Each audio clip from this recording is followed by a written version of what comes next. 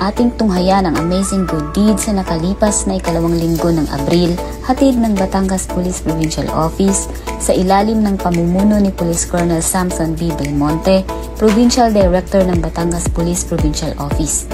Dito sa Bagong Pilipinas, ang gusto ng pulis, ligtas ka. Dakong alas 6 ng umaga, Abril 12 ng kasalukuyang taon, ay nagsagawa ng tree planting activities sa Barangay Nonong Casto, Lemery, Batangas, ang Lemery MPS na pinangunahan ni Police Corporal Kurt Patrick Martinez sa ilalim ng pamumuno ni Police Lieutenant Colonel Ronnie I. Serban, katuwang ang mga miyembro ng KKDAT, BFP, barangay officials at functionaries o Barangay Nonong Casto at Menro. Layunin ng programang ito ang panatilihin ang kasaganaan ng ating kalikasan.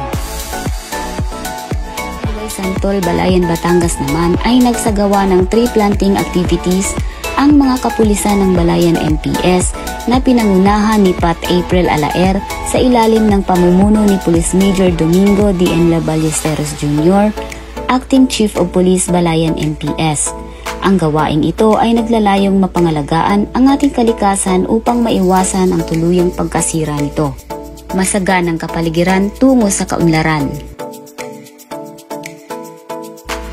Tila nga'y nakatagpo ng isang anghel ang batang ito sa katauhan ng ating aling pulis mula sa Balayan MPS matapos siyang kausapin at pakainin ito.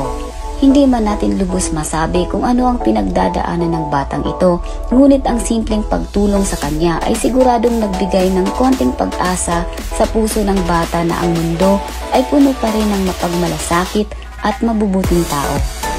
Noong ika-10 ng Abril naman ay nagsagawa ng libreng sakay sa Barangay Bukanan, Nasugbu, Batangas ang mga personahe ng Nasugbu MPS sa pangunguna ni PSSG Ismael A. Bautista sa ilalim ng pamumuno ni Police Lieutenant Colonel Reynaldo C. Dumilod, hepe ng Nasugbu MPS. At yan ang mga katangi-tanging serbisyo publiko handog ng disiplinadong kapulisan ng Batangas Provincial Police Office sa ilalim ng pamumuno ni Police Colonel Samson B. Belmonte, Police Provincial Director ng Batangas Police Provincial Office, katuwang ang mga miyembro ng Command Group, hepe ng pulisya at iba pang unit leaders sa walang sawang pagsuporta sa ating mamamayan. Dito sa Bagong Pilipinas, ang gusto ng pulis, ligtas ka.